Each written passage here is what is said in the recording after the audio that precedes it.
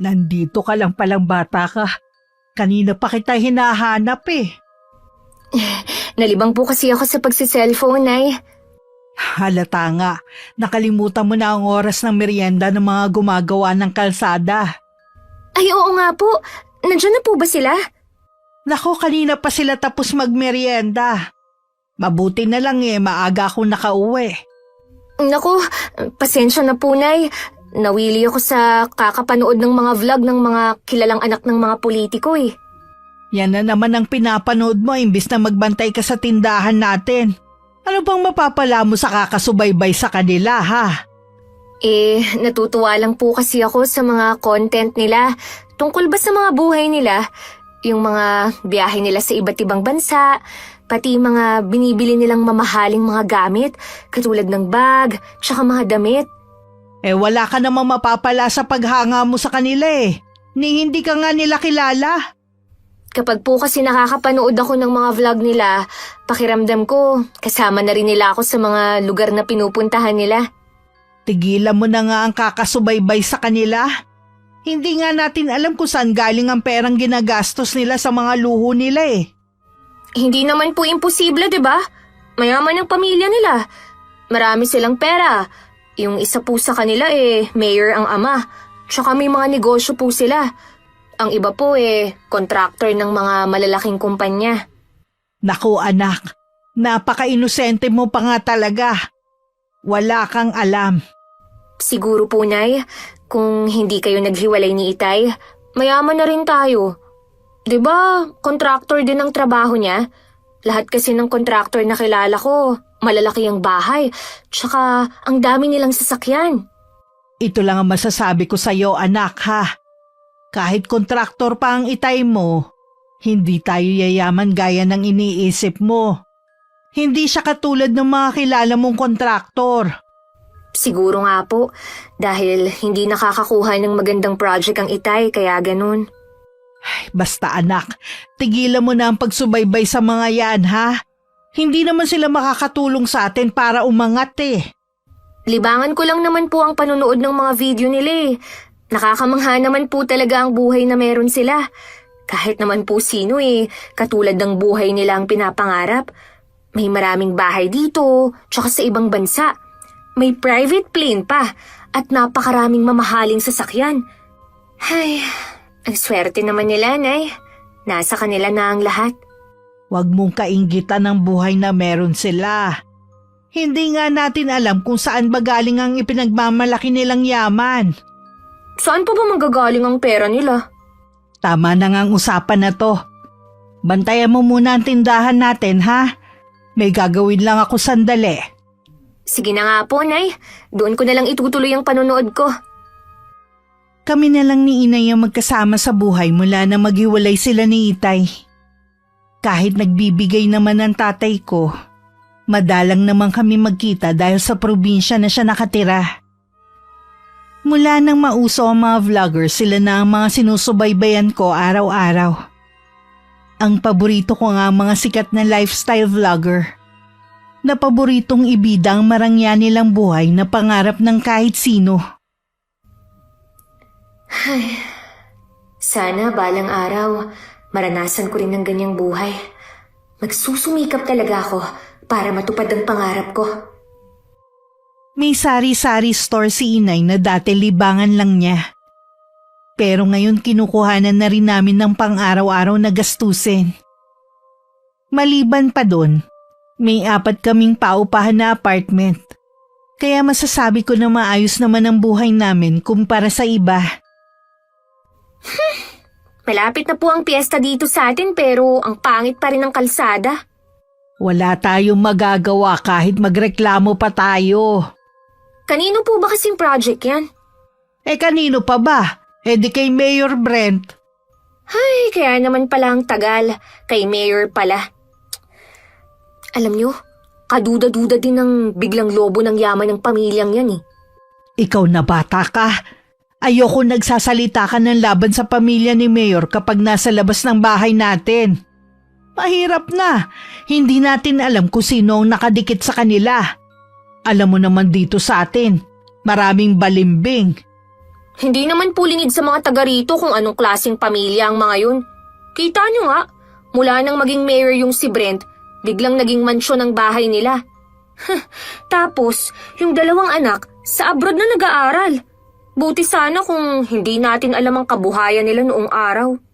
Hindi natin sila pwedeng husgahan agad hanggat walang ebidensya. Hindi na po kailangan. Alam naman ng mga taga rito kung anong hocus-pocus ang ginawa nila para yumaman ng ganun. Isa lang ang opinyon ko. Marumi talaga sa mundo ng politika. Kahit gaano pa kabuti ang intensyon mo sa paninilbihan sa tao, mababahiran talaga yun ng kontrobersiya. Kita mo nga ang lolo mo noon. Kahit anong pamimilit sa kanyang tumakbo bilang mayor hindi talaga siya napilit ng mga tao. Si Lolo naman po, kahit hindi tumakbo, marami naman siyang natutulungan eh. Kaya nga, tsaka ayaw niya ng sakit ng ulo. Tsaka Nay, yung kontraktor nitong kalsada na ginagawa, taga rito lang pala sa atin. Oo. Nung isang araw ko lang din nalaman. Nagtataka nga ako kung bakit kailangan isekreto pa eh. Malaki siguro ang kita ni Mang Nilo. Wala pang isang taon nakapagpatayo na ng malaking bahay. Kaya minsan, naiisip ko na kung hindi kayo naghiwalay ni Itay. Malamang, malaki na rin ang bahay natin. Bakit ba dyan na naman napunta ang usapan natin Kalsada ang topic natin kanina. Kaya ko lang naman po nabanggit itong kalsada dahil nga malapit na ang piyesta sa atin. Bala ko po kasing mag-imbita ng mga kaibigan. Pwede naman, unahan mo lang na ang pangit ka mo ng daan papasok dito sa atin. Ay, ganun na nga po. Lagi pa namang umuulan tuwing piyesta dito sa atin. Sigurado ang putik nun. Wag na lang kayong gumala nun. Dito na lang kayo sa loob ng bahay. Sa pagkakaalam ko, si Mang Nilo ay dating tauhan lang ni Itay. Dati ko rin ka-eskwela nung high school ang bunso niyang anak na si Arvy. Naalala ko pa nun maliit lang ang bahay nila at pangkaraniwan lang ang buhay. Nagtataka lang ako kung paano nangyari na bigla silang yumaman ng ganong kabilis. Bigla rin nag-iba ang ugali ni Aling Elsa na dati nakakausap pa namin ni Inay. Sa amin kasi sila nangungutang nun ng bigas at delata. Ang bilis mo naman yatang umuwi ngayon. Tapos ka na ba mag-shopping? Konti lang na pamili ko Wala kasi yung bag na gusto ko. Baka bilihin ko na lang yun online. Dumating na ba si Megan at Lara? Wala pa ang dalawa mong anak. Baka gabihin na naman ang mga yun ng uwi. May mga bantay bang kasama? Oo, pinasama ko sina Andoy at Rocky sa kanila. Mabuti naman. Mahirap na kasi ang panahon ngayon. Mga babae pa naman ang mga anak natin. Siya nga pala. Huwag mo munang babanggitin kahit kanino na paalis na sa 1 linggo ang anak nating si Arvy papuntang ibang bansa para doon mag-aral. Ha? Nasabi ko na sa friends ko Tsaka, sigurado ako na nagpa-despedida rin ang anak mo sa mga kaibigan niya. Wala naman sigurong masama kung malalaman ng ibang tao Totoo naman na sa ibang bansa na mag-aaral ang anak natin. Hayaan mong mainggit sila. Hindi mo kasi naiintindihan Baka pagdudahan na tayo ng ibang tao kung saan nanggagaling ang pera natin. Bakit naman nila tayo pagdududahan? Siyempre, iisipin nila na sa trabaho mo galing ang pera natin. Sa bagay nga, bobo naman ang mga tao Kita mo nga sa pagpili pa lang ng iboboto. Paano? Katapat lang naman yan 500 o 1,000. Kahit nga wala basta tropa, iboboto nila. Oo nga. Kaya alisin mo na yung kaba mo. Wala ka naman sa politika Kaya puro sa gobyerno lang ang project na hawak ko nitong mga nagdaang buwan. Nasa likod mo naman si Mayor Brent. Hindi ka nun pababayaan. Ano ba yung hawak mo na yan? Listahan ito ng mga sasakyan. May gusto kasi akong bilhin kotse. Gusto ko sana na yun na lang ang iregalo mo sa birthday ko. May sasakyan ka naman Luma naman na yun. Gusto ko yung bago at mamahalin. Sige. Bibili natin yung sasakyan na gusto mo. Thank you, love! Ay, sigurado, naluluwa na naman ang mga mata ng friends ko kapag nakita nilang bago kong sasakyan. Basta para sa inyo ng mga anak ko, lahat ng gusto niyo ibibigay ko. Yumakap pa sa asawa ang babae sa sobrang saya. 1 buwan na lang kaarawan na niya. Malaking handaan ang balak niyang gawin para sa nalalapit na kaarawan. Sisiguruhin niyang lahat ng kilala sa bayan namin, negosyante man o nasa politika, iimbitahan niya.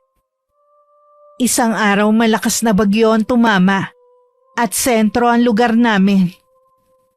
Dati-rati naman hindi kami binabaha dahil mataas ang lugar namin. Pero ngayon inaabot na rin at minsan umaabot pa hanggang tuhod. Ay, mabuti pa tong baha. Kahit ipagtabuyan mo na, ayaw pa ring umalis. Ito na ba ang tinatawag na forever? Nako, wag mong hangarin na hindi na humupa ang baha. Kung alam mo lang ang sakit na dala niyan at perwisyo na rin sa ating mga residente. 2 linggo na po ang baha na yan eh. Dati naman, hindi tayo binabaha. Bakit kaya ngayon ganyan na? Hindi ko nga rin alam anak eh. Ngayon nga lang nangyari to. Baka dahil malakas talaga ang bagyong dumaan. Kung kailan naman ginagawa pa ang kalsada natin, tsaka pa nangyari to. May sasabihin nga pala ako sa'yo. Munti ko na makalimutan. Ano po yun eh? Sa 1 linggo na kasi ang birthday ni Elsa. Kukunin niya akong taga-selby sa kusina. Pumayag naman ako, sayang din yun eh. Akala ko naman po eh, inimbita kayo para sa birthday niya. Balita ko wala siyang inimbitang mga taga rito eh. Mula na magkapera sila, nagbago na rin siya. Siguro po, hindi niya talaga kayo itinuring na kaibigan nun. Hindi man lang niya naalala ang mga panahon na sa inyo siya tumatakbo kapag may kailangan siya. Hindi ko na iniisip yun. Ang importante, nakatulong ako sa kanila noon. Tsaka tinanggap ko rin yung trabaho para makapasok ako sa mansyon. Gusto ko rin kasi makita ang loob ng bahay nila eh. Kahit naman po sino eh, hinahangad na makapasok sa bahay na yun. Kukwento ko na lang sa'yo kung ano ang itsura ng loob. Nay, baka naman pwede niyong banggitin kay Mang Nilo yung mga utang ng mga tauhan niya dito sa tindahan. Hindi ka mo natin alam na basta na lang lalayas ng walang pasabi. Sige, kukuha lang ako ng tiyempo para sabihin. Kahit kay Elsa para masabi niya sa asawa. Ang liit na nga lang po ng kita natin. Matatakasan pa tayo. Baka naman bumalik pa ang mga yon. Hindi rin naman kasi makakatrabaho kung baha nga naman. Naku Nay, umalis po sila bago pa bumagyo. Intensyon talaga nila na takasan ang utang nila sa atin. Kung sakali man na hindi natin makuha ang perang yun, ipasa Diyos na lang natin. Dumating ang araw ng birthday ni Aling Elsa. Maaga pa lang naroon na sa mansyon si Inay. At ilang pang mga kababaihan na inupahan para tumulong sa paghahanda. Ako muna ang bantay ng tindahan namin ng araw na yon. Nang mapansin kong kukonti na lang ang laman, pumunta muna ako sa bayan para mamili. Pagbalik ganun na lang ang gulat ko dahil may checkpoint papasok sa amin. Sabi ng bantay wala daw munang papasok dahil yun ang utos ng Ma'am Elsa nila. Kaarawan daw nito at tanging pinapayagang pumasok ay ang mga bisita niya. Sir, nandyan lang ang bahay ko. Kung iikot pa ako, lalo lang akong mapapalayo. At ang mahal ng pamasahe ko. Ang dami kong dalang paninda para sa tindahan namin. Pambihira naman kayo. Baha na nga sinarhan pa ang daan. Pahirap naman yan sa aming mga residente. Ang dami ko pang sinabi pero hindi man lang naawa sa akin. Nakita kong ipinagtulakan ng ibang tao na nagpupumilit na makapasok. Kesa ma-high blood ako at dun pa mawalan ng malay sa inis. Napilitan na lang akong tumalikod at tumikot para lang makauwi. Nagsisisi din ako kung bakit ko pa naisipang umalis ng araw na yun. Dahil mas malalim ang baha sa dinaanan ko, basa ako nang umuwi sa amin. Inumaga na rin ang uwi si Inay at halata sa kanya ang matinding pagod. Wala na muna sana akong balak sabihin. Pero nakarating na rin pala sa kanyang kaalaman ang ginawang pagsasara ng daan papasok sa lugar namin. Totoo po yun, Nay. Namili kasi ako ng paninda natin eh. Pagbalik ko may checkpoint na. Kahit anong pakiusap ko, hindi talaga ako pinadaan. Kesa naman matulad ako sa iba na nagpupumilit makapasok, umiikot na lang po ako. Hindi ko rin maintindihan si Elsa kung bakit kailangan pa niyang gawin yun eh. Sabi po ng bantay ayaw daw kasing maabala yung paparating na bisita. Yung mag-ama nga rin ni Aling Maring sa labas nagpalipas ng magdamag dahil hindi makapasok. Wala naman daw kasing pera para umikot pa. Galing pa naman sila sa pagpapa-check up. Nauna po siguro akong nakauwi sa kanila. Kung alam ko lang sana isinabay ko na sila. Grabe talaga sa perwisyo ang ginagawa nila. Mga walang awa. Sinabi mo pa. Tapos kanina hindi pa kami nabayaran dahil tulog pa. Babalik pa ako doon mamaya. Ano ba yan? Wala man lang konsiderasyon sa inyo. Hindi man lang ba niya kayo itinuring na kaibigan?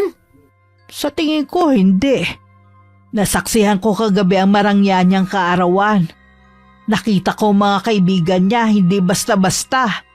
Hindi na natin siya maaabot pa. Ang layo na niya Kagabi nga nagalit sa akin dahil tinawag ko siya sa pangalan niya.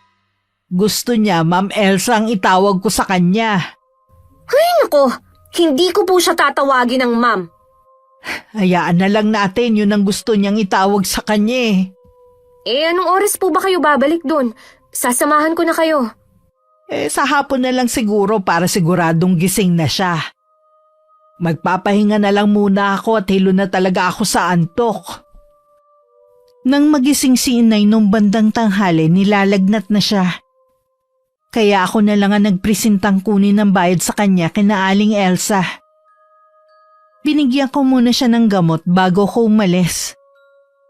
Pagdating sa malaking gate ng bahay, sinabi ko lang sa gwardyang nagbabantay na kukunin ko ang bayad para kay inay. Ayaw pa sana akong patuluyin. Mabuti na lang nakasabay ko si Aling Maring na kukunin din ng bayad. Nakadamit pang pangtulog si Aling Elsa at naghihikab pa nang humarap sa amin. Matagal-tagal ko na rin siyang hindi nakita. Pero ang masasabi ko lang na malaking pagbabago sa kanya ay kuminis ang balat niya. At puno ng kolerete ang mukha niya. Bigla kong umiwas ng tingin na mapatingin siya sa akin. Kilala ba kita? Hindi naman kita nakita kagabi dito Anak po ako ni Choleng. May sakit po ang inay ngayon kaya ako na lang po ang pumunta para kunin ng bayad sa kanya. Happy birthday po pala, Aling Elsa. Pasmado din yung bibig mo, ano? Ma'am Elsa ang tawag ng lahat sa akin.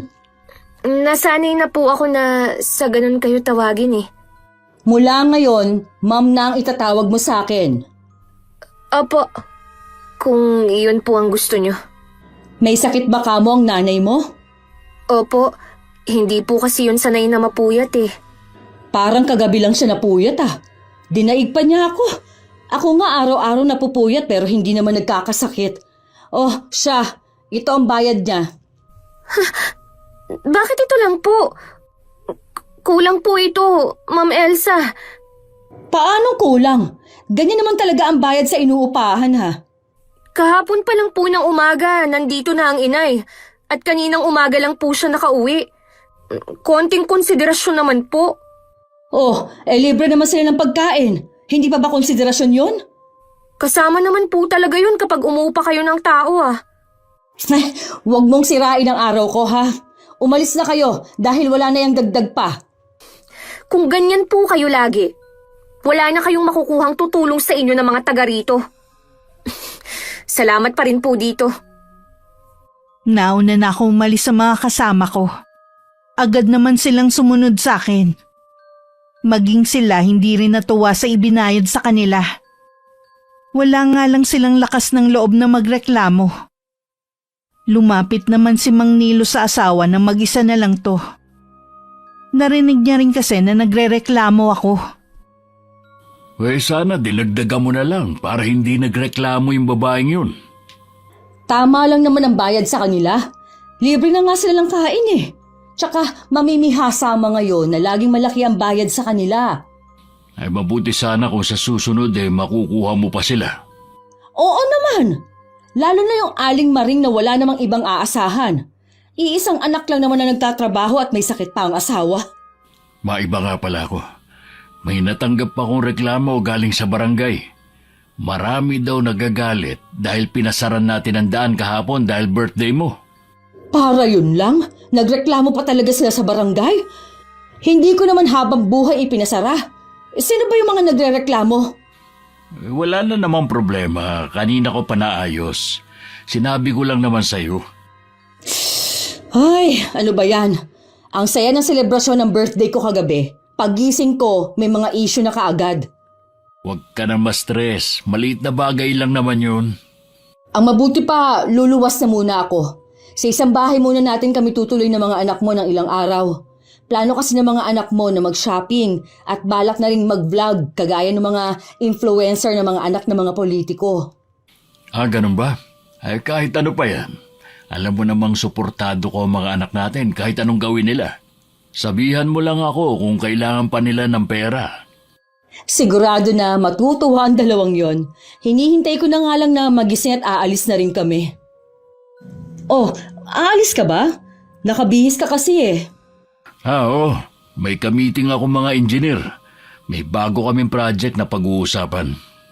Matanong ko nga pala, kailan ba ulit aayusin itong kalsada natin? Hindi ko alam dahil naubos na ang pondo. Kaya nga pinalis na lang muna yung mga gumagawa dahil wala nang pampasahod. May binanggit pa naman si Choleng na kung pwede, ikaw na magbayad sa mga tauhan mong may utang sa tindahan niya. Sana binigyan mo na lang. Maliit lang naman yata eh. Sabi ko kasi sa kanya, sasabihin ko muna sa'yo. Wala naman akong kinalaman dun eh. Papupuntahin ko na lang si Andoy doon sa kanila para kunin ang listahan ng mga utang ng mga tao. Paano? Alis na ako. Baka malate pa ako sa pupuntahan ko. Mag-iingat ka ha. O kayo din ng mga bata. Abot tenga na naman ang ngiti ni Aling Elsa. Nasisiguro kasi niya nakikita na naman ng malaki ang kanyang asawa. Ilang sandali pa pinagising na niya sa mga kasambahay ang mga anak para makagayak na sila sa pag-alis. Samantala, hindi rin makapaniwala si inay na yun lang ang ibinigay sa kanya ni Aling Elsa. Alam niya kasi na hindi yun sapat sa pagod at puyat na kanilang dinanas. Hayaan na lang natin, huli na rin naman yun eh. Napansin ko na malaki na ang ipinagbago ni Aling Elsa sa itsura at ugali. Iba talaga ang nagagawa ng pera sa tao. May binanggit ba siya tungkol sa utang ng mga tauhan ng asawa niya? Wala po, Nay. Huwag na rin tayong umasa na mababayaran pa yun. Ay, ang mabuti pa. Kalimutan na lang natin ang pangyayaring to. Oo nga po. Wala rin namang mabuting maidudulot sa atin eh. Meron pala akong sasabihin sa'yo. Kaya pala wala si Arvie kagabi sa kaarawan ng ina, nasa abroad na pala. Doon na raw mag-aaral, sabi ng kasambahay nila. Nakatapos na yun ng kolehiyo ah. Kukuha daw ng panibagong kurso sa ibang bansa.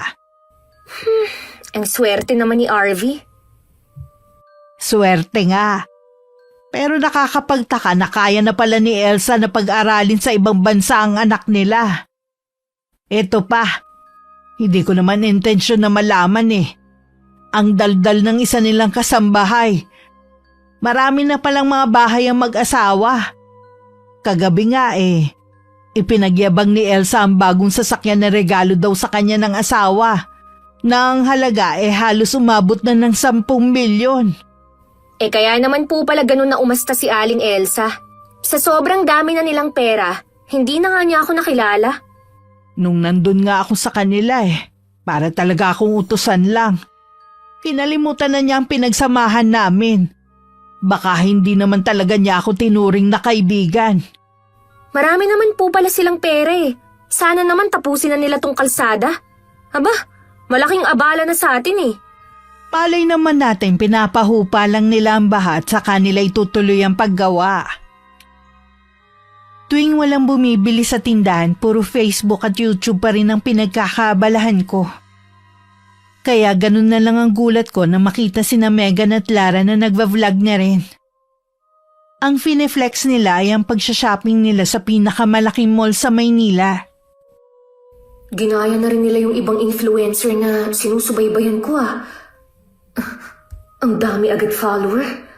Mukhang nakuha nila agad ang interest ng mga tao. Pinanood ko pa ang ilang video ng magkapatid. Meron pang ang video kung saan sila nagpapasalamat sa ama nila. Kung hindi raw dahil sa kanilang ama, hindi nila mararanasan ang magandang buhay na pangarap lang ng iba. Mula nga nun sinusubaybayan ko na ang pagbablog nila. Ultimo pagkain sa labas, pineflex pa nila. Hindi ko tuloy maiwasang mainggit sa buhay na meron sila. May dinaramdam ka ba? Ilang araw ka na kasing parang matamlay eh. Ayos lang naman po ako.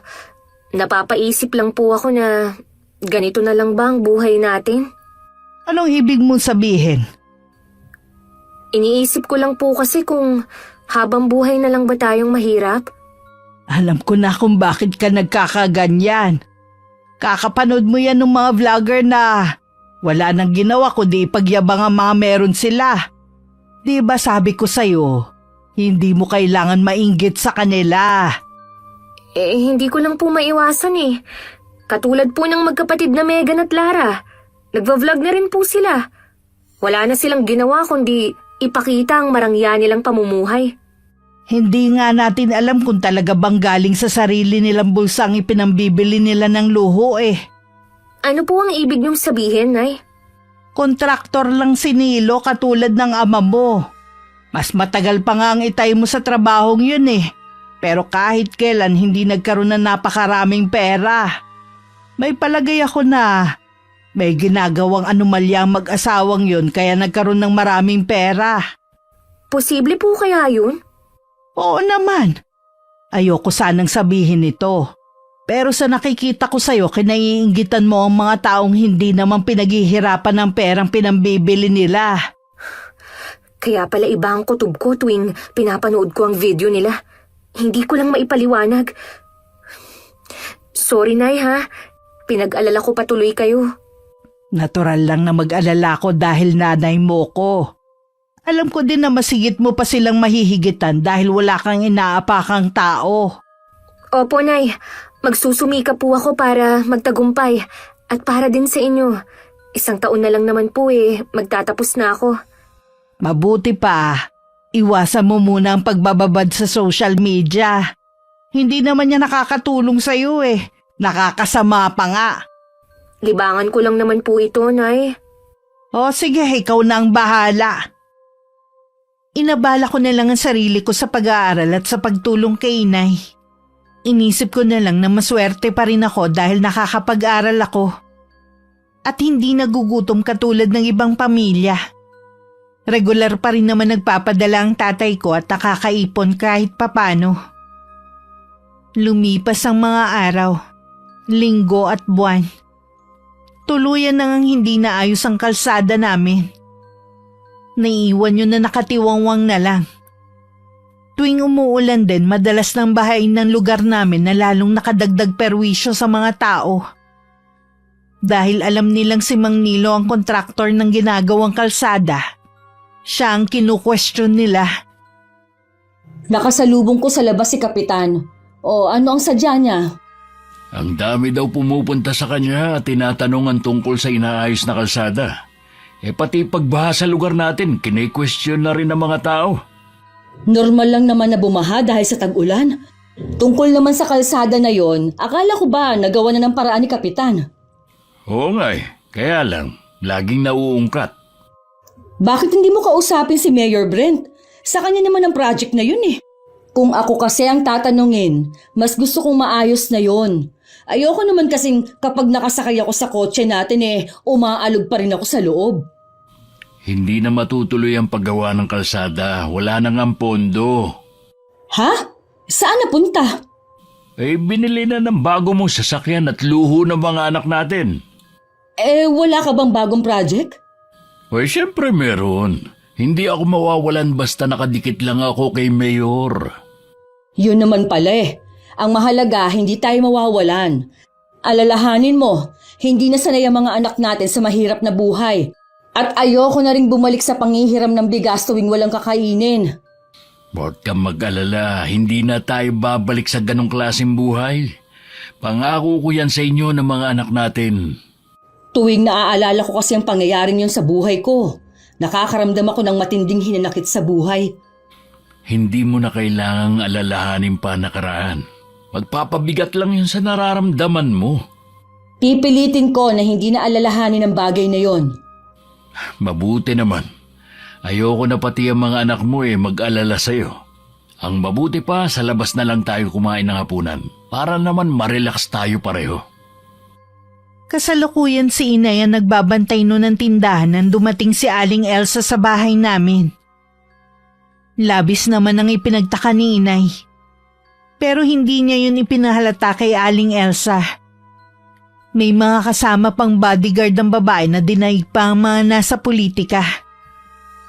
Naligaw ka yata, Ma'am Elsa. Dito talaga ang sadya ko. May kailangan kasi ako sa'yo. Sabihin mo na kung anong kailangan mo. Maya-maya kasi dadagsa na ang mga magmemeryenda sa tindahan ko Naghahanap kasi ako ng kasambahay. Pinaalis ko na kasi yung dalawa.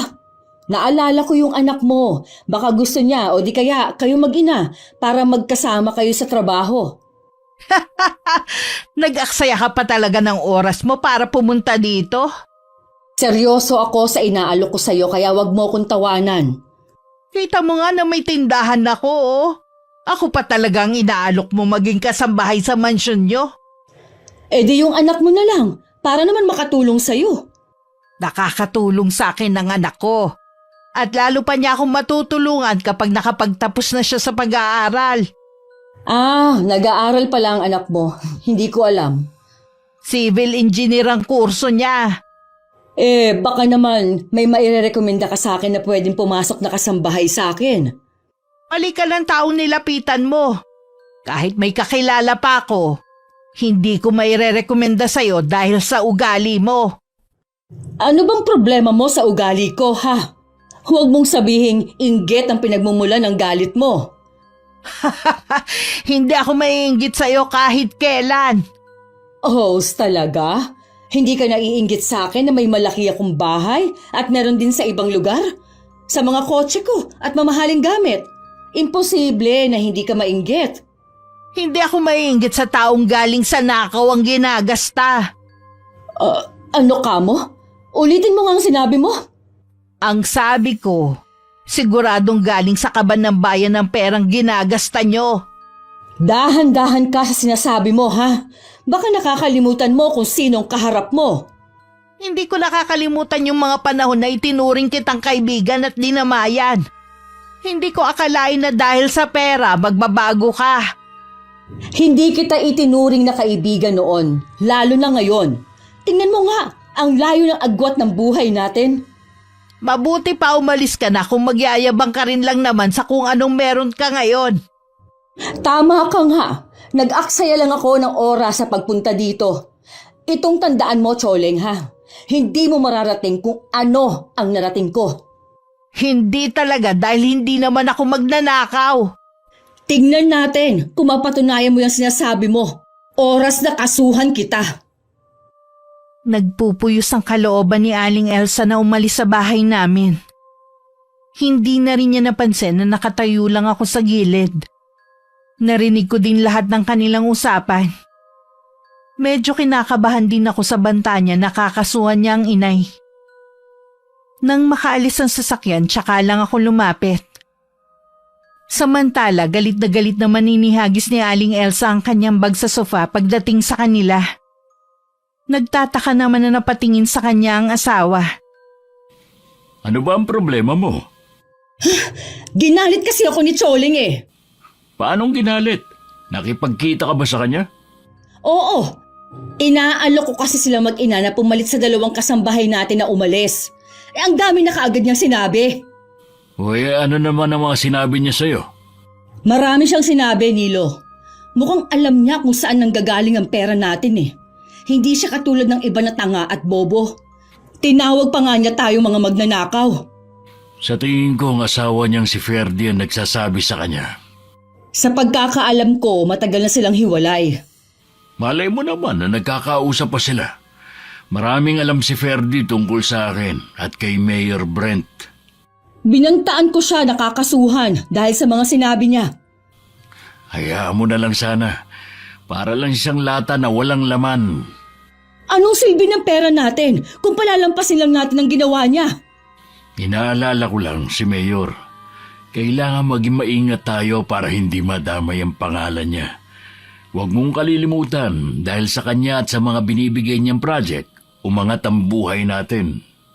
O sige, hahayaan ko na lang ang babae na yon. May iba pa naman sigurong paraan para makaganti ako sa tsoling na yon.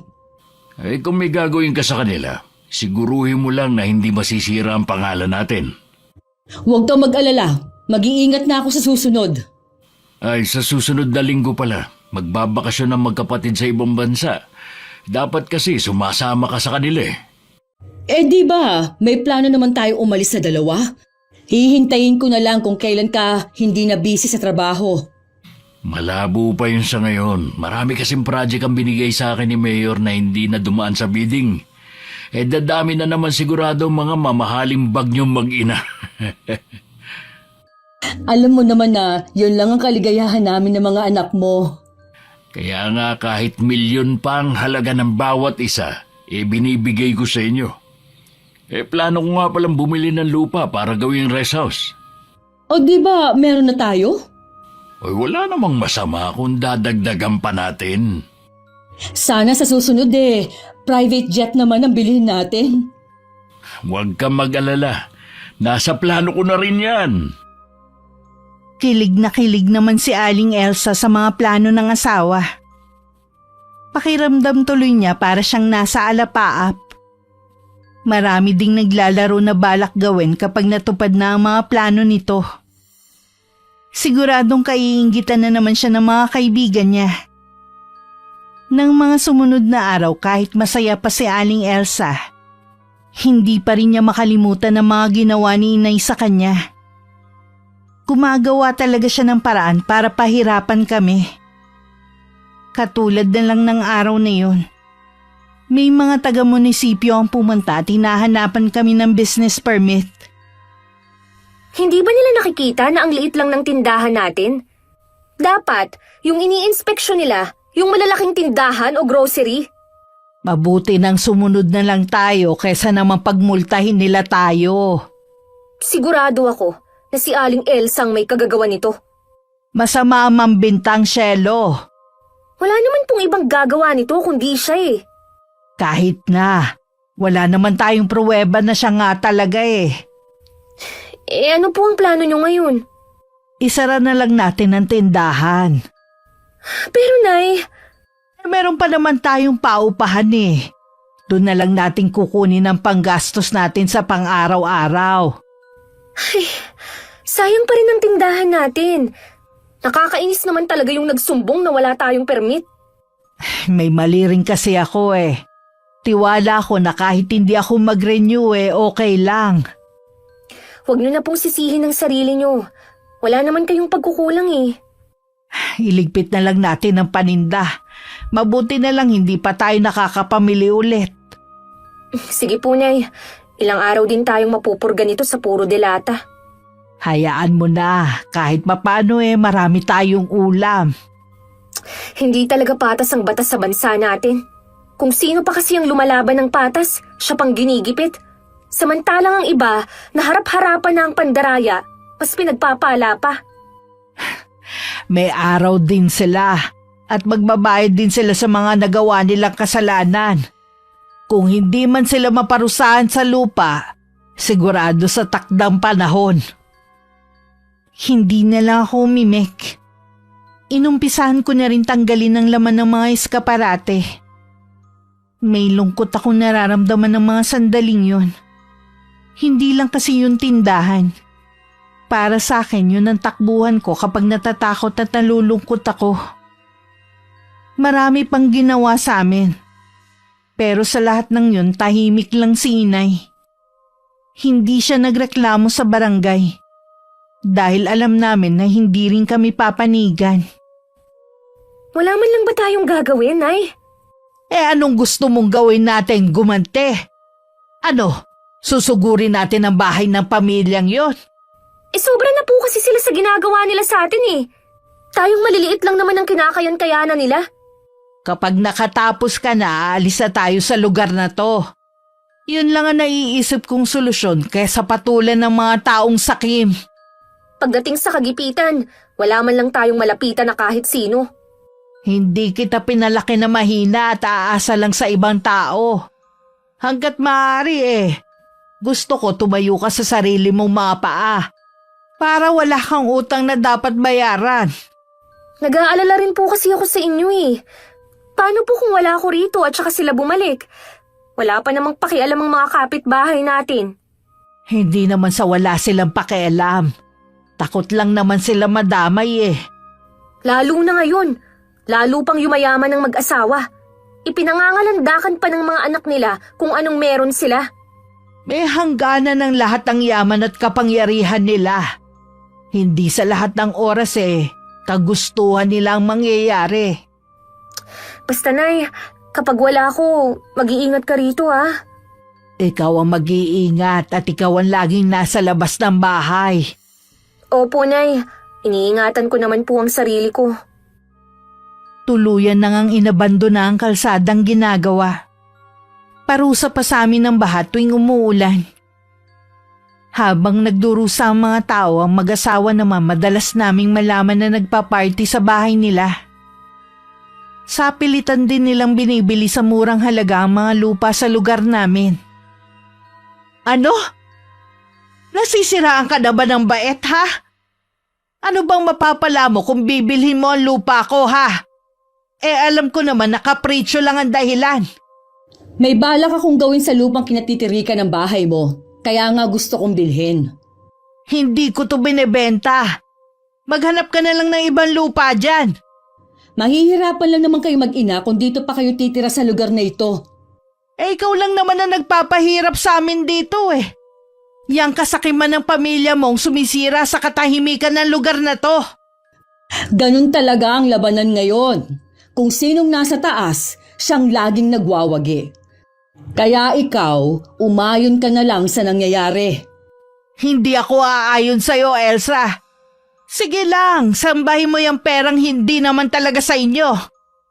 Darating ang araw, babalik din sa inyo mga ginagawa niyo sa mga tao. Ang dami mo na kaagad sinasabi.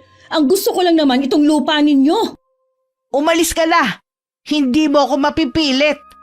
Katulad ng iba na sapilitan yung kinuhang mga lupa. Hindi ko sila pinilit. Binayaran ko sila para sa lupa nila. Huwag ka na nga magkaila. Hindi ako tanga para hindi malaman ang ginagawa niyo sa mga kapuspalad dito. Nasaan ba ang konsensya mo ha? Meron ka pa ba nun? Tingin ko wala Dahil ikaw mismo nilamon na ng kasakiman mo. Habang tumatagal, lalo mo kong ginagalit sa mga sinasabi mo. Bakit kasi hindi ka pa umaalis sa bahay ko? Para hindi ka manggalaiti sa galit. Wala ka ba papala sa pagpunta mo rito? May araw ka rin sa akin, Choleng. Hindi mo ako lubusang kilala. Hindi mo alam ang kaya kong gawin. Hindi mo rin ako lubusang kilala. Huwag mong ubusin ang pasensya ko. At hindi mo rin alam ang kayang gawin ng taong inaalipusta mo. Narinig ko ang lahat ng pinag-usapan nila. Kasalukuyan kasi kung nasa sala nun. Nang pumasok si Inay, bakas sa kanya ang pagkahapo sa pakikipagtalo kay Aling Elsa. Naupo muna siya sa katapat kong upuan at makailang beses huminga. Siguro para kalmahin ang sarili. Ayos lang po kayo, Nay? Oo, anak. Nakakapagod din pala ang makipagtalo. Sigurado na babalik pa ang mga yun dito sa bahay. Ako ang bahalang humarap sa kanila. Mag-focus ka lang sa pag-aaral mo. Paano po kung meron silang pinaplano para mapilitan tayong umalis sa bahay na to? Magagawa nila lahat dahil marami silang pera. Pero hindi nila makukuha ang bahay at lupa natin. Mas gusto ko pang ibenta to sa iba. Dadalawa na nga lang tayo eh. Ayoko na may masamang mangyari sa inyo. Alisin mo yan sa isipan mo. Walang masamang mangyayari sa akin. Naisip ko na ibigay na lang kaya natin ang lupang ito at saka tayo magpakalayo-layo. Ganun mo lang kadaling ipapamigay ang lupang pamana pa sa akin ng mga magulang ko? Maiintindihan po nila yun. Ang importante ang kaligtasan natin. Hindi nagsalita si inay pero alam kong pinag-iisipan na rin niya ang mga sinabi ko. Samantala dahil sa patuloy na pagtanggi ni inay, lalo lang niyang ginalit si Aling Elsa. Ang dami niyang masamang plano sa amin.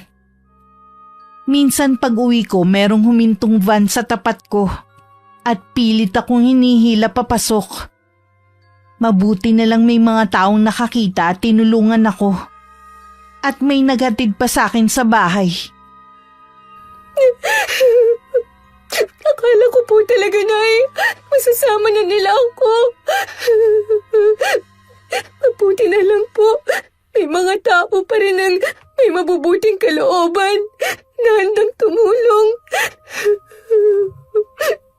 Oo nga anak, salamat sa kanila. Sinamahan din po ko ng isang alis sa pulisya para magpa-blotter. Pasensya ka na anak kung wala ko sa tabi mo nung kailangan mo ko. Akala ko may ginawa ka lang kaya hindi ka pa nakakauwi. Ayos na naman po ko. Natakot lang talaga ako. Kahit naman sino matatakot sa nangyari. Sino po kaya sila? At anong kailangan nila sa akin?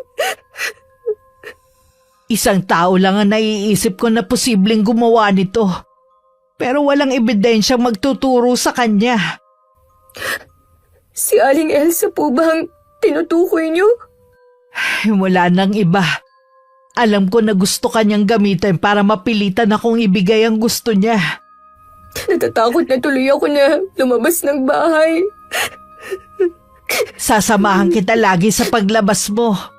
Babantayan kita. Hindi ako makakapayag na maulit ang nangyari sa'yo. Nakarating naman kay Mang Nilo ang ginawa ng asawa dahil nagsumbong sa kanya ang isang tauhan. Galit naman na kinausap niya ang babae sa ginawa nito. Wala ka na ba sa sarili mo para gawin yun? Ang daming nakakita sa nangyari. Sinabihan na kita na mag-iingat ka sa ginagawa mo dahil hindi lang pangalan natin ang masisira. Pasensya ka na, Nilo. Desperada na kasi ako kung paano ako makakaganti sa tsoling na yon. Hanggang ngayon, nagmamatigas siyang ibenta ang lupa niya. Yun lang ang dahilan mo para ipadukot ang anak niya, ha? Ang babaw naman ang dahilan mo. Tapos yung mga kinuha mong tauhan, puro palpak naman. Huwag ka na magalit sa akin. Hindi naman masisira ang pangalan mo dahil sa nangyari. Walang nakakaalam na akong nasa likod sa tangkang pagdukot sa babaeng yon. Bakit mo ba pinag-iinteresa ng lupa ng mag-inang yun? Ang dami namang lupa. Gusto ko lang kasi na mawala na sila dito. Wala akong pakialam kung saan sila mapunta pa. Basta ako, ayoko na silang makita. Dagdagan mo inaalok mo sa kanila para mapilitan silang ibigay ang hinihingi mo. Basta huwag ka nang gagawa ng ganong bagay. Oo na, hindi ko na gagawin yun. Nadala lang kasi ako na nararamdaman ko Hindi na rin napigilan ni inay na hindi sugurin si Aling Elsa. Hinintay lang niya na makaalis ang asawa nito bago siya nagpaalam sa gwardya. Sinabi lang niya na inaasahan siya ng amo at pag-uusapan nila ang tungkol sa lupa. Naniwala naman ang gwardya at pinapasok na siya. Anong ginagawa mo dito? Paano ka nakapasok? Pinapasok ako ng gwardya niyo. Sabi ko lang na inaasahan mo ang pagdating ko. Nagsinungaling ka pa talaga para lang papasukin ka. Bakit ka ba nagagalit ha? Ikaw nga basta ka nalang sumusulpot sa bahay ko Magkaiba yon. Ano ba kasi ang kailangan mo? Sabihin mo na at marami akong gagawin. Alam ko na ikaw ang gustong magpadukot sa anak ko. Ang lakas naman ng loob mo na pumunta dito at akusahan ako. Dapat talaga, nun pa kita kinasuhan nang madala ka. Gawin mo ngayon para sumingaw ang bahong tinatago niyo mag-asawa. Akala mo yata walang nakakaalam sa mga anomalyang ginagawa ninyo. Puro ka bintang, hindi mo naman kayang patunayan yung mga paratang mo. Alam niyo naman yan pero sakim kayo ng buo mong pamilya. Pulag kayo sa paghihirap ng mga tao basta nasa maayos kayong kalagayan. Ayaw mo tumigil, ha? Sige, tatawag ako ng pulis. Ano naman ang ikakaso mo sa akin, ha? Mas marami kayong kasalanan ng pamilya mo. Walang ginagawang masama ang pamilya ko. Kung ano man ang nakikita mo, galing ito sa sipag at tiyaga ng asawa ko. Naiinggit ka lang kasi hindi nyo narating ang ganitong estado ng buhay. Samantalang kontraktor din ang dati mong asawa at mas nauna pa. Matino at tapat kasi sa trabaho niya ang dati kong asawa. Kaya hindi siya yumaman. Ang mabuti pa, patunayan mo na lang yung mga akusasyon mo. Hindi yung puro kakuda. Balang araw lalabas din ang katotohanan. Sa ngayon maniningil muna ako sa ginawa mo sa anak ko. Hindi ako papayag na saktan mo ng kahit sino ang anak ko. Sinabi na nga wala akong alam sa sinasabi mo. Guard! Guard! May nakapasok dito! Hindi mo kailangan sumigaw. Nasabi ko na ang sadya ko. Aalis na rin ako. Magbabayad ka sa ginawa mo ito, Choleng. Tandaan mong sinabi ko.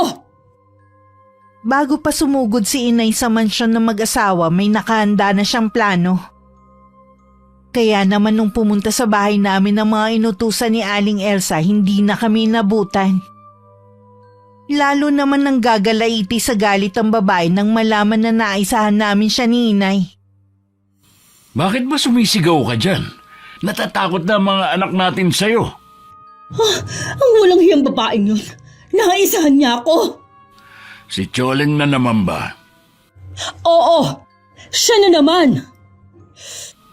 Hindi mo na dapat kasi pinapatulan ng mga katulad niya. Tingnan mo tuloy ang epekto sa'yo. Baka mamaya niyan magkasakit ka pa. Hindi ako matatahimik hanggat hindi ako nakakaganti sa mag-inang yun. Wala naman silang ibang pupuntahan. Siguradong babalik din sila sa bahay nila. Pabantayan mo ang bahay nila para alam natin kapag bumalik na sila. Pababantayan ko sa isa sa mga tauhan natin. Relax ka lang. Ang mabuti pa mag-shopping na lang kayo ng mga bata para mawala yung init ng ulo mo. Mabuti pa nga siguro. Ngumiti ka naman. Ikaw din, baka tumanda ka kagad kung lagi kang galit. Matanda na naman talaga ako. Kaya nga lalo kang tatanda niyan. Lalo mo pa talaga akong ginagalit Mag-ayos ka na nga lang. Aalis din ako ngayon at may kakausapin akong importanteng tao. Napapansin ko, napapadalas yata ang pag-alis mo. Trabaho ang dahilan ng lagi kong pag-alis. Isipin mo na lang sa bawat pag-alis ko, magpapasok ako ng pera sa bahay na ito. Kailangan ko pang sipagan para maibigay ang mga gusto ng mga anak mo. Palaki na ng palaki ang hinihingi nila. Sa bagay nga. Naisip ko nga din, sa ibang bansa na lang kaya tayo tumira. Hindi pa ako makakaalis dahil kailangan pa ako ni Mayor. Kailangan pa natin magpayaman ng gusto para kapag nagretiro ako, pwede na tayo sa ibang bansa tumira. Alam ko na matutupad ang pangarap natin na yan, kaya pagbutihin mo pa. Alam ni Inay na hindi kami titigilan ni Aling Elsa. Kaya minabuti naming lumayo na muna. Sa isang maliit na bahay na pag-aari rin ng nanay ni Inay kami tumutuloy. Medyo luma na ang bahay. Sa katagalan na walang nakatira, pinamahayan na ng mga gagamba at paniki. Konting linis lang naman, maayos na muling tingnan ng buong kabahayan. Magtatagal po ba tayo dito? Depende sa sitwasyon. Bakit ganun ang mapipera? Para tayong mga laruan lang sa kanila. Akala kasi nila kapag may pera na sila, wala nang makakatalo sa kanilang kapangyarihan. Doon sila nagkakamali. Okay lang naman po kung dito na tayo titira. Sawa na ako na lagi na lang nabababad ang paa ko sa baha. Kung hindi sa baha, sa putik naman dahil sira ang kalsada. Meron na nga pong alipungang paa ko eh. Malayo nga lang to sa mga kapitbahay. Ayos lang naman po kahit walang kapitbahay. Doon sa bahay natin, may mga kapitbahay nga, wala naman silang pakialam. Kailangan muna natin pag-isipan ng gagawin natin. Akala ko nga hindi mo magugustuhan dito dahil malayo nga. Okay lang naman po kung ibibenta na lang ang bahay natin. Dito na lang tayo tumira. Ay, magpahinga na lang muna tayo.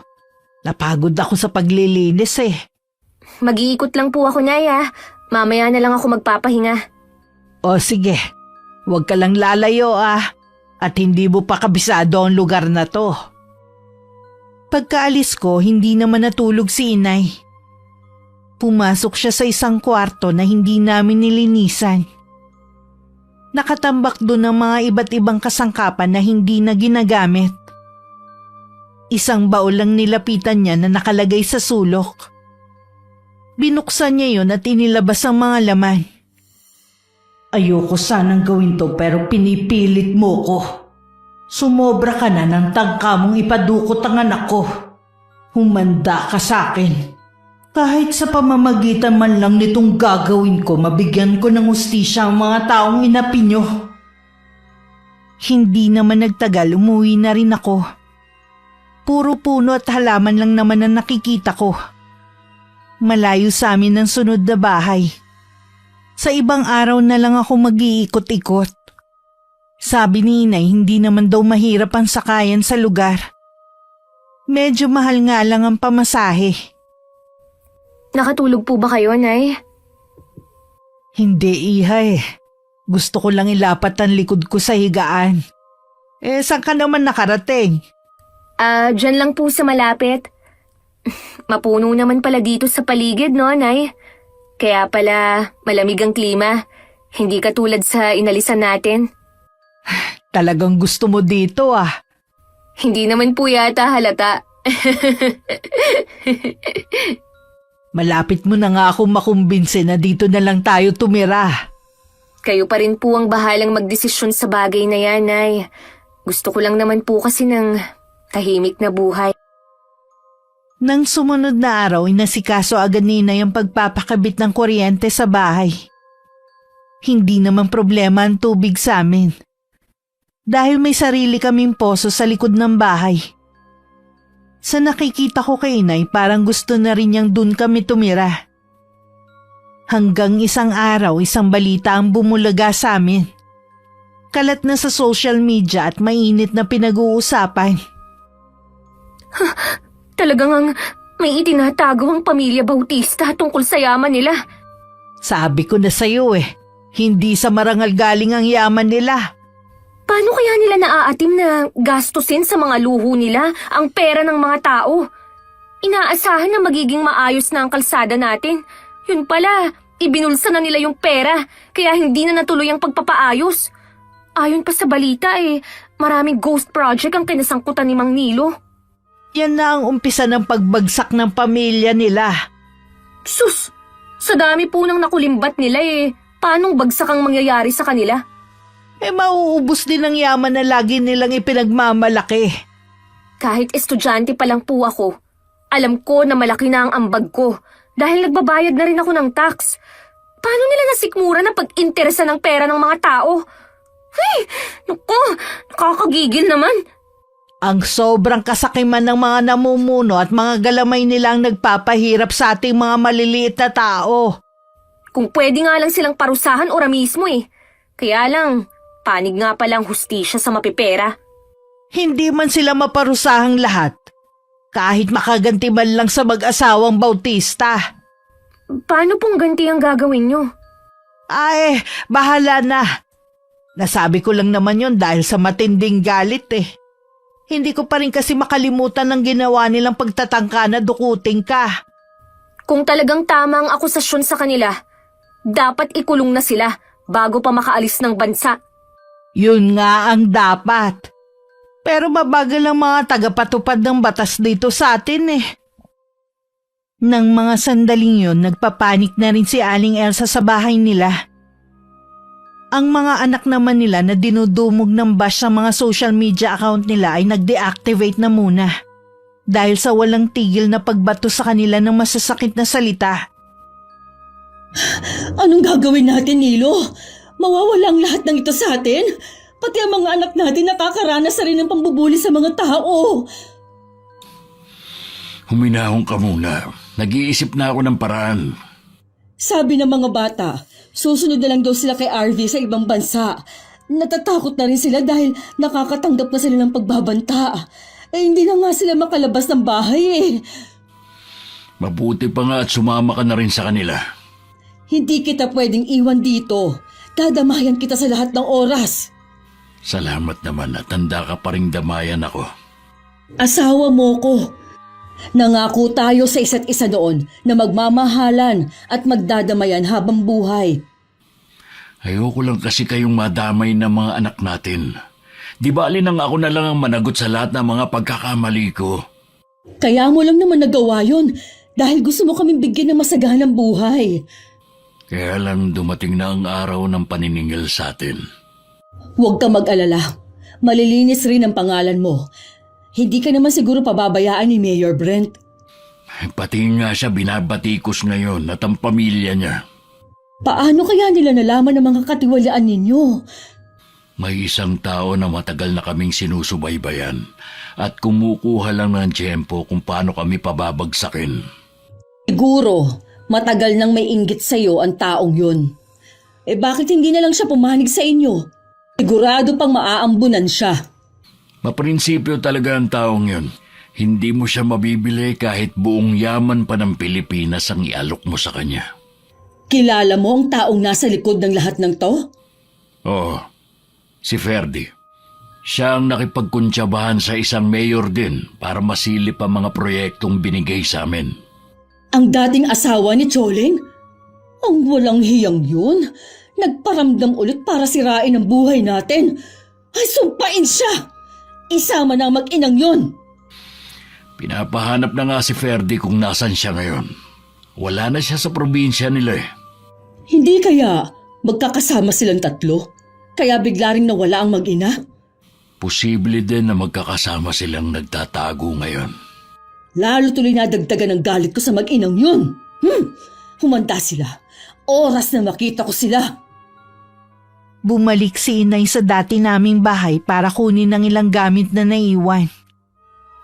Meron din siyang kinausap na kaibigan para tulungan siya kung paano maibebenta ang bahay namin. Kinuha na rin niya ang bayad sa upa sa mga apartment. Paalis na sana siya nang biglang dumating si Aling Elsa. Sa wakas, nagpakita ka rin. Ang laki ng atraso mo sa amin. Ikaw ang may atraso sa amin ng anak ko. Nakalimutan mo na bang ginawa mo? Nakakapagsisi nga na hindi nadukot ang anak mo. Hayop ka talaga! Wala kang kasing sama! Para kang walang anak na babae ah! Ha? Hindi na nakapagpigil si inay. Nasabunutan na niya si Aling Elsa. Gumanti naman ang babae at doon na lumapit ang driver nito. At tinulak si inay habang inaalalayan ng amo. Agad namang tumayo si inay habang matalim ang titig sa kaharap. Ang lakas sa loob mong saktan ako! Sino ko ba sa akala mo, ha, Choleng? Maaaring wala ako sa paningin mo. Pero ako hindi umangat dahil sa pagnanakaw. Anong sinabi mo? Imbis na pinag-aaksayahan mo ng panahon ng pagpunta mo rito, bakit hindi mo na lang harapin ang patong-patong na kaso ng asawa mo? Sigurado naman ako nakasama ka rin sa mga gumawa nun. Patutunayan ko sa'yo at sa iba pa na malinis ang konsensya namin. Wala kaming ginagawang masama. Sa marangal na paraan namin nakuha ang yaman namin. Yung mga taong nagsasabi na galing sa nakaw ang pera namin, sila yung matindi ang inggit sa amin. Sama mo na ang dati mong asawa. Paano naman nasama si Ferdy dito? Siya lang naman ang nasa likod ng lahat ng ito. Nagkukunwari ka pa? Alam ko namang magkakasama na kayo ngayon. Matagal na kaming hindi nagkikita ni Ferdy. Kaya huwag mo kaming maiuugnay sa kanya. Dahil wala akong alam sa mga pinaggagawa niya. Andoy, hawakan mong babaeng yan. Isasama natin siya. Huwag kayong lalapit. Subukan mo lang lalaki kundi sisigaw ako. Hindi na katulad ng dati ang mga taga rito na takot sa inyong mag-asawa. Ngayon alam na nila kung bakit sila naghihirap at nagtitiis sa baha. Baka kuyugin kayo at hindi na kayo makauwi ng buhay. May araw ka rin sa akin. Hindi lang ito ang huli nating paghaharap. Siguro nga magkikita pa tayo. Pero hindi na ganyan ang ayos mo. Irama ng pangalan namin mag-asawa. Hindi na mawawala ang yaman namin. Sisiguruhin ko naman na habang buhay kayo magdurusa ng asawa mo. Igaganti ko ang anak ko at ang mga taong ninakawan mo. Ano naman ang magagawa ng isang tulad mo, ha? Dahil sa marami ka ng pera, nakalimutan mo na ang minsan na ipinagtapat ko sa'yo. Wala akong maalala sa mga sinabi mo noon. Paano?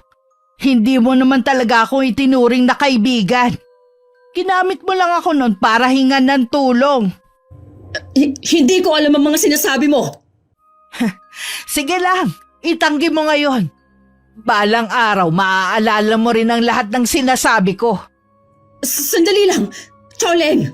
Huwag ka munang umalis. Gusto mo ba talagang subukan ng mga tao rito? Ipipilit mo pa rin na isama ko ng labag sa kalooban ko, ha? Sige, umalis ka na. Mabilis nang lumayo si Inay. Inikot naman ni Aling Elsa ang paningin sa mga taong naroon na galit pang nakatingin sa kanya. Ilang sandali pa niyaya na niya ang driver na umuwi sila. Hanggang makarating sa bahay, niisip pa rin niya ang mga sinabi ni Inay sa kanya. Dumating naman ang asawa na parang pasa ng buong daigdig dahil sa anyo. Halata rin dito ang hindi pagkakatulog ng mga nagdaang gabi. Sandaling nawaglit sa kanyang isipan ng mga sariling alalahanin. Ihanda mo mga gamit mo. Ha? Bakit? Nakausap ko si Kapitan. Marami na raw ang bumabaliktad sa pagsuporta sa atin. Marami nang galit sa atin. Baka daw bigla na lang tayong sugurin dito sa bahay. Hindi ako aalis sa bahay natin. Mas dapat nga nagdito lang tayo para hindi makapasok ang mga nagtatangka.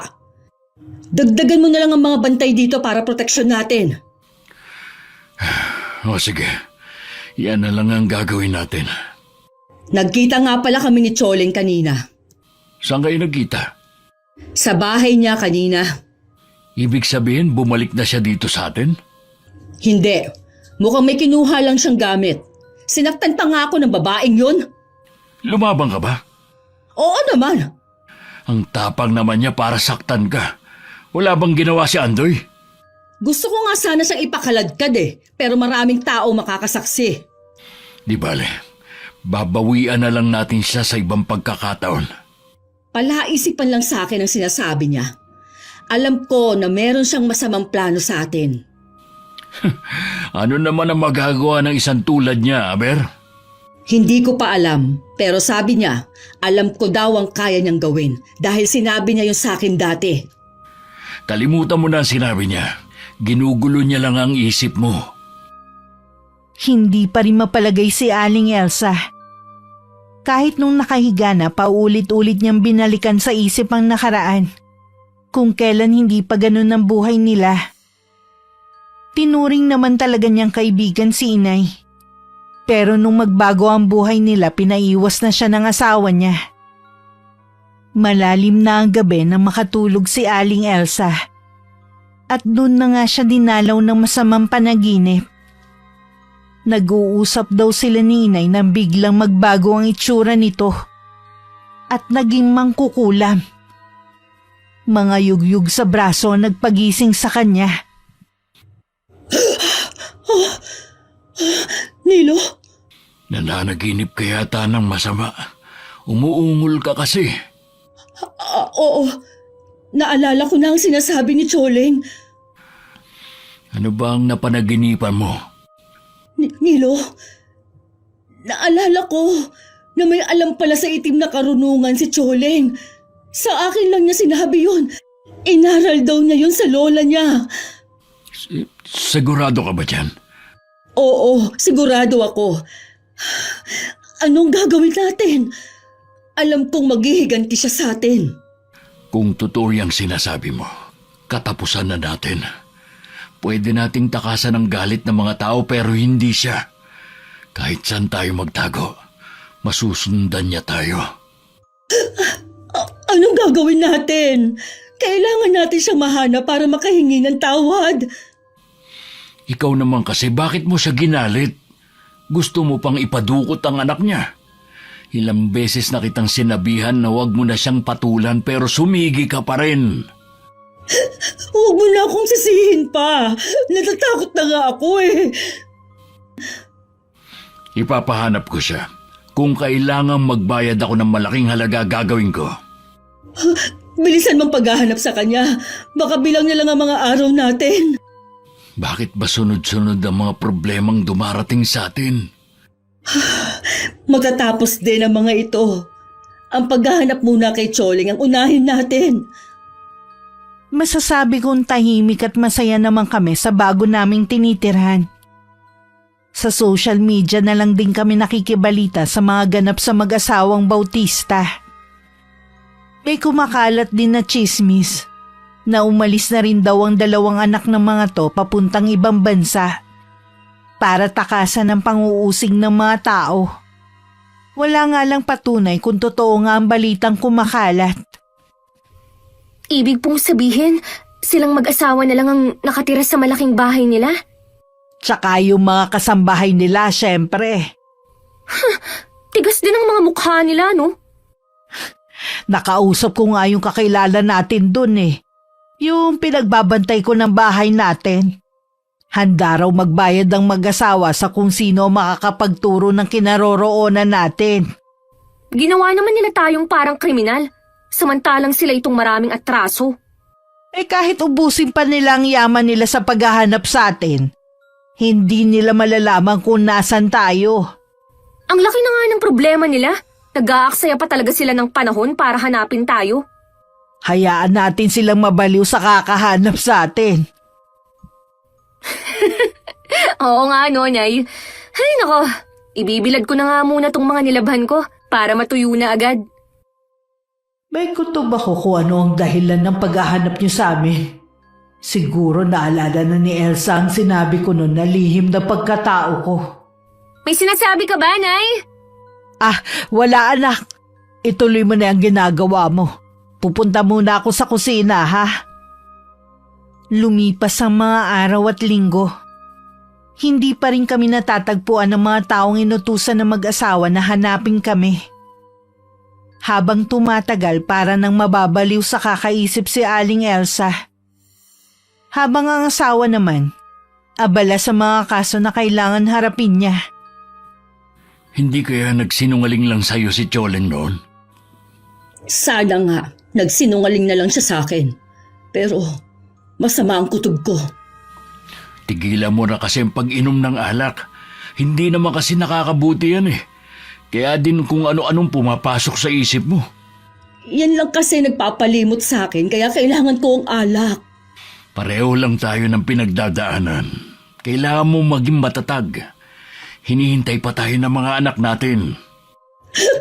Namimiss ko na ang mga anak natin. Kailan kaya natin sila ulit mayayakap? Parang gusto kong pagsisihan na hindi pa tayo umalis ng bansa. Nahihiya lang kasi ako kay Mayor Brent na iwan siya sa ere. Pwede naman tayo umalis ah. Ganun na nga lang ang gawin natin. Sundan na natin ang mga bata, Nilo. Huli na ang lahat, Elsa. Gustuhin ko mang umalis, hindi na maaari. May whole departure order na ako. Ha? Bakit ngayon mo lang sinabi? Sana nakagawa pa tayo ng paraan. Ikaw, may pagkakataon ka pang umalis. Sundan mo na ang mga bata sa ibang bansa. Doon pwede kayong magbagong buhay.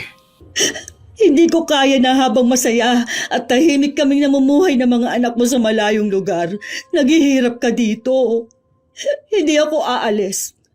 Mas gusto ko pang samahan ka dito. Sa mga susunod na araw, baka isa-isa nang mawala sa atin ang lahat ng ito. Hindi. Ayoko na bumalik sa dating buhay. Wala ka na ba magagawang paraan? Kahit si Mayor Brent wala na ring magagawa. Matibay kasi mga ebidensya laban sa kanya. Bumaliktad na rin ang mga dating kampi sa kanya. Ayoko sanang sabihin ito. Pero parang kinakarma na tayo sa mga ginawa natin. Sana lang huwag na nilang idamay ang mga anak natin. Wala naman silang kinalaman sa nangyayari. Siguro nga karma na ito sa atin. Mabuti na rin na wala na sila dito dahil gusto nila pati mga anak natin kasama sa kakasuhan dahil nakinabang daw sa nakaw na yaman. Kung talagang wala na tayong kawala, mabuti pang gastosin na lang natin ang mga pera natin. Hindi ako papayag na bawiin nila ito sa atin. Huwag ka munang mawalan ng pag-asa. Baka may himala pang malusutan natin to. Alam mo naman ang batas dito sa atin. Wala namang basta napaparusahan. Sana nga. Pagod na rin kasi ako sa mga nababasa ko tungkol sa atin. Mabuti pa magpahinga ka na. Tigilan mo na yung pag-inom mo. Uubusin ko lang itong isang baso. Sige na, mauna ka nang pumasok. Sigurado ka ba? Oo, papasok na rin ako maya-maya. Magpapahangin na lang muna ako dito. Nang mapag-isay, tinuon na lang ni Aling Elsa ang buong atensyon niya sa iniinom. Pinagmasdan din niya ang paligid. Parang sumisikip ang dibdib niya sa naiisip na mawawala na sa kanila ang lahat. Iinumin na sana niya ang natirang alak sa baso nang matigilan siya. Nakarinig kasi siya ng kaluskos sa mga halaman. Wala naman siyang pag-aalinlangan na lumapit. At ganun na lang ang takot niya nang bumungad sa kanya ang isang napakalaking buhaya. Isang malakas na sigaw ang bumulahaw sa gabing yun. Agad naman siyang sinaklolohan ng asawa. Ano nangyari? Bakit ka sumigaw? Merong malaking buhaya dyan. Muntik na niya ako makain. Ha? Paano naman magkakaroon ng buhaya dito? Lasing ka na nga yata. Mabuti pa, pumasok na tayo sa loob. Maniwala ka sa akin. Totoo may buwaya dyan kanina. Sobrang laki niya at nakakatakot ang mga ngipin.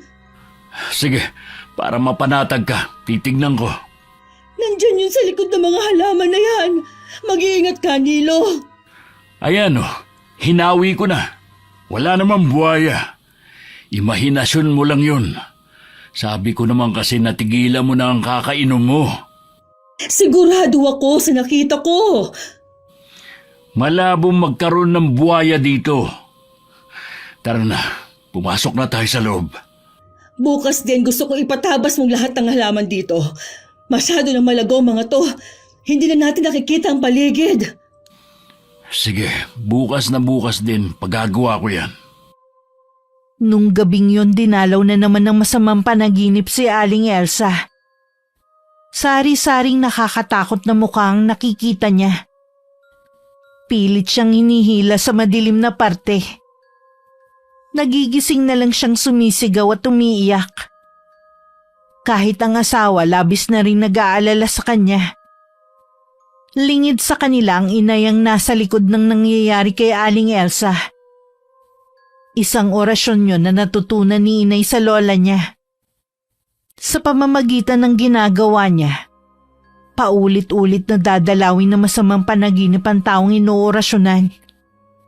Hanggang nakakakita na rin siya ng mga bagay na imposibleng mangyari. Kulang pa yan sa mga dinanas sa mga kababayan natin. Kayong mag-asawang magbabayad ng malaki. Ang kasakiman niyong siyang magdadala sa inyo sa hukay. Hindi na rin nakakakain si Aling Elsa. Hindi kasi masarap ang tingin niya sa mga nakahain sa kanya. Mabaho din ang amoy ng mga pagkain sa harapan niya kaya lalo siyang nawawalan ng ganang kumain. Kung hindi ka kakain, magkakasakit ka. Hindi ko kasi alam kung anong nangyayari sa akin eh. Pagkatapos ng almusal natin, pupunta tayo sa doktor para matignan ka. magpapunta ka na lang ng doktor dito sa bahay. Ayoko kasing lumabas ngayon. Nangihina ako. O sige, tatawagan ko si Dr. Ruiz. Itatanong ko kung pwede siyang pumunta dito. Hindi kaya si Choling ang may kagagawa na nangyayari sa akin? Kalimutan mo na ang babaeng yun. Magdasal ka kasi. Ano ka mo? Magdasal?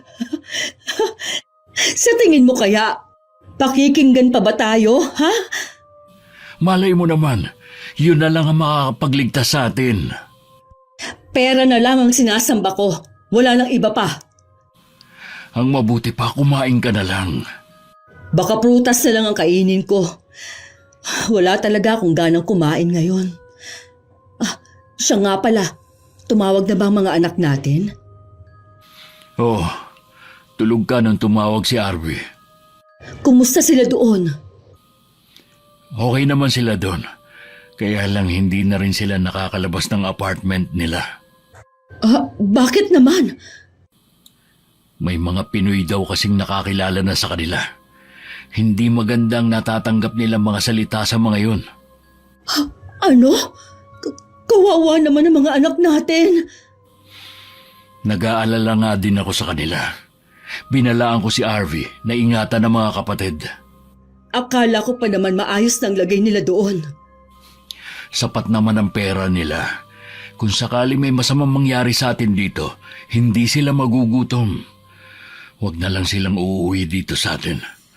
Mas gusto ko pang habang buhay na silang hindi makita kesa kasama nating magdusa.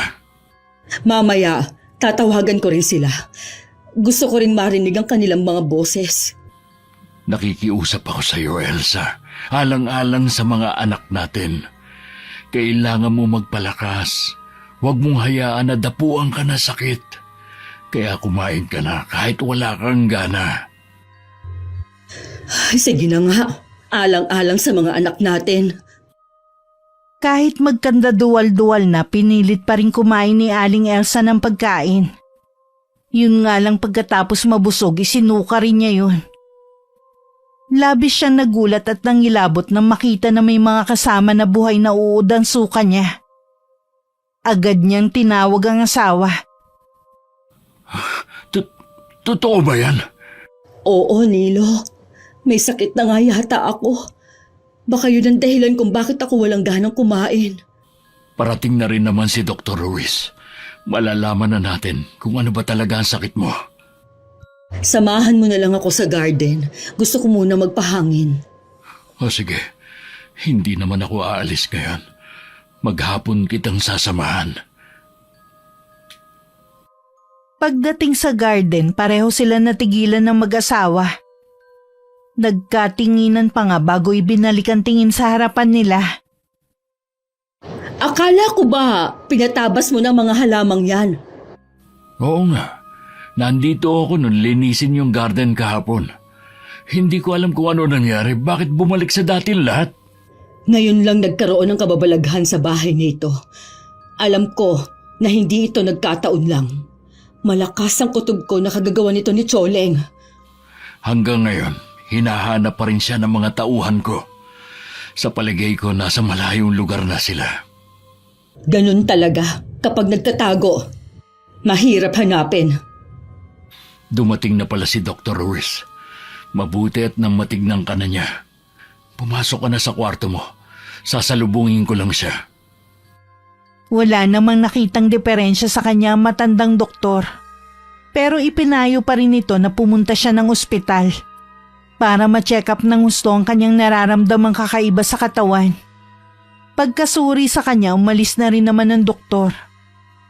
Sa hindi malamang dahilan, bigla na lang lumaki ang tiyan ni Aling Elsa. Malakas siyang nagtititili hanggang pumasok ang asawa. Ano nangyari sa'yo?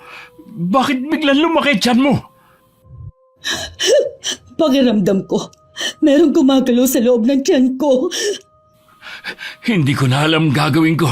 Dadalhin na lang kita sa ospital. Ipahahanda ko lang ang sasakyan natin. Hindi na, Nilo. Hindi doktor ang kailangan ko. Si Choleng ang gumagawa nito sa akin. Hindi nga natin alam kung nasan siya eh. Kaya paano natin malalaman kung siyang gumagawa niyan sa'yo? Nilo, bakit tinutubuan ka ng malalaking bukol sa mukha mo? Ha? Oo nga no. Ang mga ngipin ko, naglalagas din. Nilo, ano bang nangyayari sa atin? Choleng, kung naririnig mo man ako, maawa ka sa amin. Huwag mo kaming parusahan ng ganito. Anong ingay yun? Naku po. Bakit? Anong nakikita mo sa labas ng bintana? Pinasok na tayo ng mga tao, galit na galit. Sinisira na nila mga gamit sa labas. Kailangan nating makaalis dito. Ayokong abutan nila tayo. Sandali lang, hintayin mo ako rito. Lumabas ng kwarto si Mang Nilo. At makalipas lang ang ilang sandali, namumutla siyang pumasok muli. Napansin din ni Aling Elsa na lalong lumalaki ang mga bukol nito sa mukha, na parang pumipintig-pintig pa. Alam niya anumang sandali merong lalabas doon. Hindi na tayo makakalabas dito. Nakita kong binubugbog nila ang mga tauhan natin. Sa bintana na lang tayo makakadaan pero napakataas naman. Ito na ang katapusan natin, Nilo. Tanggapin na lang natin na hanggang dito na lang tayo. Pagpasok ng mga tao sa silid ng mag-asawa, nagulantang sila sa naabutan. Magkatabi ang dalawa at naliligo sa sariling dugo. Wasak ang mukha ni Mang Nilo at kita na ang bungo at labas ang isang mata. May ahas na lumabas doon. Si Aling Elsa naman sabugan siya at nagkalat pa sa saigang mga insekto. Naging palaisipan sa mga nakakita ang totoong nangyari sa mag-asawa. Kumalat sa buong social media ang nangyari sa kanila. Sabi ng mga tao dahil sa matinding usig ng konsensya kaya nagpakamatay ang mga yun. Kung sa bagay nga po. Ay, umuwi na rin pala ang tatlong magkakapatid. Sila tuloy ang sumasalo sa galit ng mga tao. Posible. Tandaan mo, mas matinding kalaban ng usig ng konsensya. Balita ko nga po balik na sa dati ang buhay nila. Ay, parang gusto ko ring maawa sa kanila. Pwede naman silang hindi na umuwi dito sa atin eh. Pero mas pinili pa rin nilang puntahan ng libing ng kanilang mga magulang. Oo nga po pala. Sandali lang, Nay, ha? Mabuti pa gumayak ka na. Baka biglang dumating ang tatay mo. Ako kanina pa nakabihis. Muling nagkaayos sa mga magulang ko at nagkalinawan na rin.